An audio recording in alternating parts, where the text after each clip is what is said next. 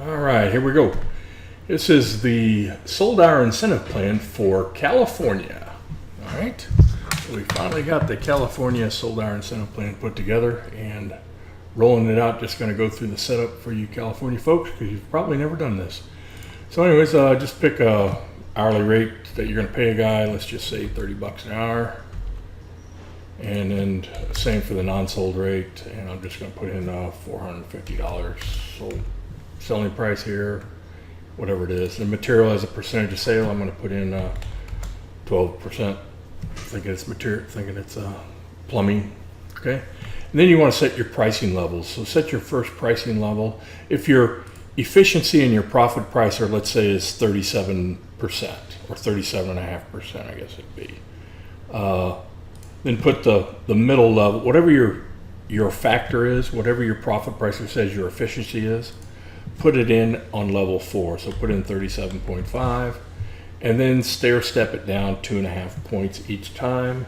So then I'm going to go to 35, then I'm going to go to 32.5, and I'll show you why I'm doing that here in a second.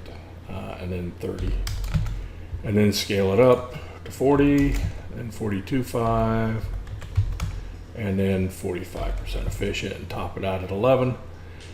And the key here is we want to keep this labor as a percentage of sale now. What we did is we just created a selling price with labor as a percentage of sale without the labor portion in it yet, but this is what it would be.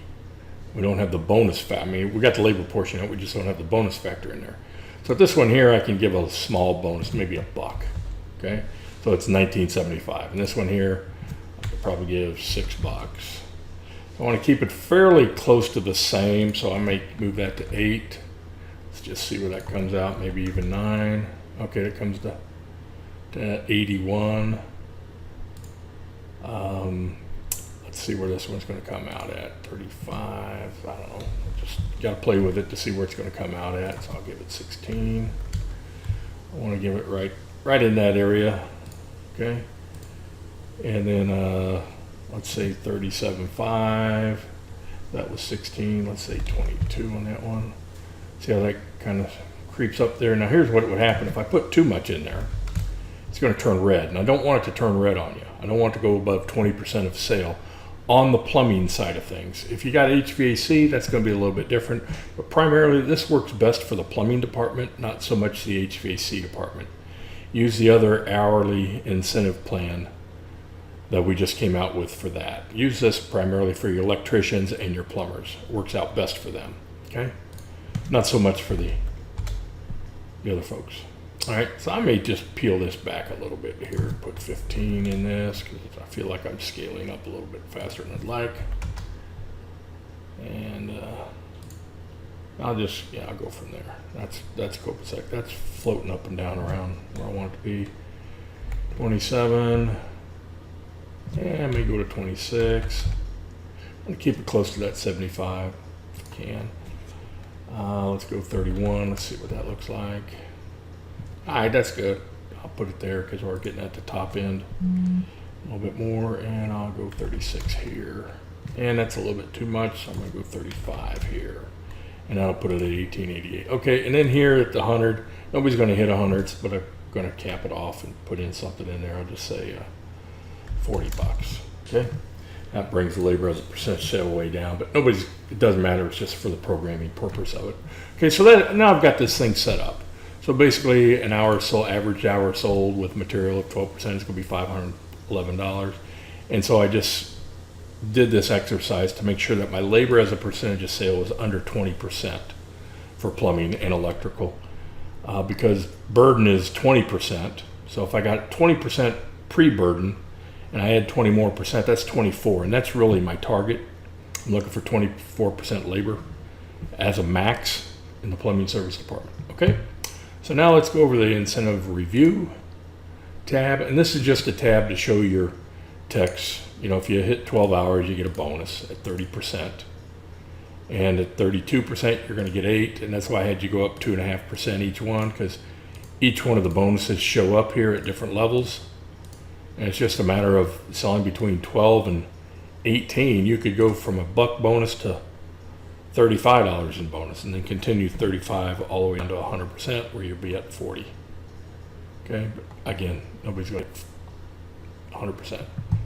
All right, so from there, also just you can show them what their weekly pay will be, and then what their annual pay will be at each one of these levels. So if they hit a 30%, they'll be at 63. They'll be at 67, 73, 78, 84, 89, 90, 100 at 52%. So, they can scale up their own bonus to make more money based off of this thing. All right, and then you can also show them that this is for example page anyway. The guys that are actually killing you here are these guys right here. Anybody selling less than 11 hours or less, they're costing you 21% cost of sale. You're actually coming out of pocket up here where guys are, they're not selling anything. It's costing them more than they're bringing in. This guy here's for bringing 100% in, you're paying him 78% when he only sells 3 hours. Well, that's crazy, right?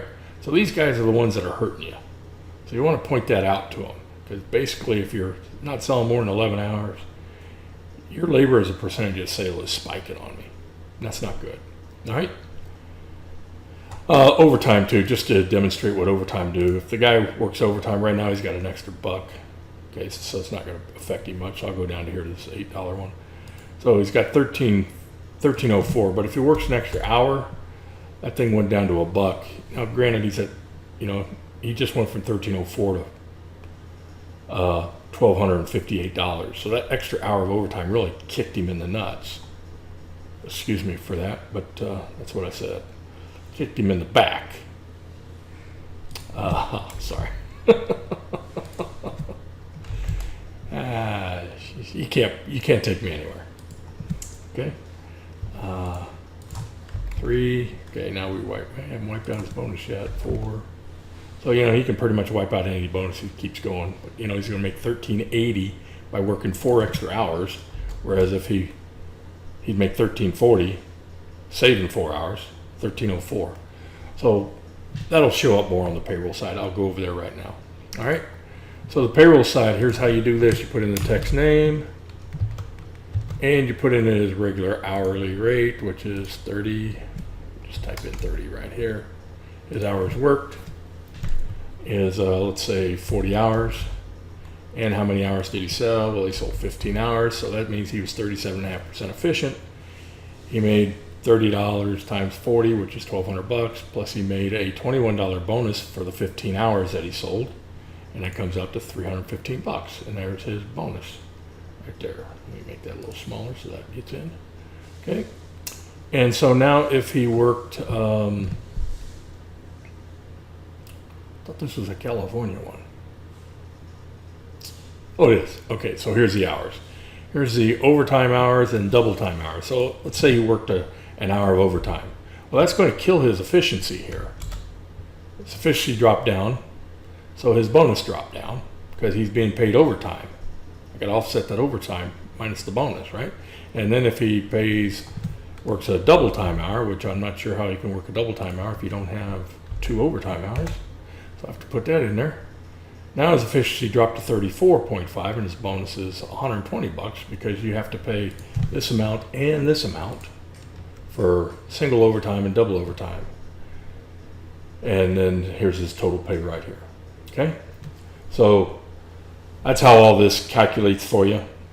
And here's the other piece. If he worked 32 hours and he worked 8 hours of PTO, or he took 8 hours of PTO, we give him credit for reaching a higher efficiency because he did 15 hours in 32. We give him credit for the 3.75.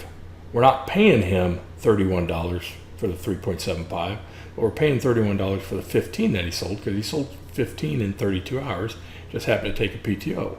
So I don't want to penalize him for that. Now, if I had none in here, it would actually be at 46%. And get a $500 bonus, $525 bonus, working 32, selling 15 versus, he was working 40 and sold 15 instead of 50. It's 315 here. Let me go back there and see what he made going the other way. 8 hours PTO, and he made 525 here. So he made $210. Okay, because he was very efficient for those 4 days. And so I'm going to pay him he was on pace for doing that, so I'm going to pay him based off of his pace. But I'm only going to pay him on the actual hours that he did so. Okay, so that's how this program works. Pretty nice. And this is for the 1 week pay. Okay, this is if you're paying weekly. Now here's one for bi-weekly for California. Same setup type stuff. You put in the text name, Jim. Put in his hourly rate, $30 an hour.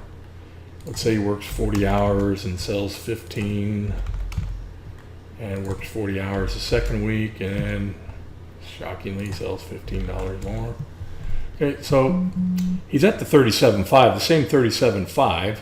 Where you were paying $315 before, you're now paying $630 because it's for 2 weeks. He's at the same efficiency. Let's go back over here and play that out. You paid him for 40 hours. Oh, first of all, you can't put 40 hours in here because it'll just block it off. So you got to get rid of this. These two fields have to equal 40 hours. Okay. So he got 315. It just proves that he's still at 37.50 in 1 week. So in 2 weeks, if he does the same thing, he's at the same efficiency, right?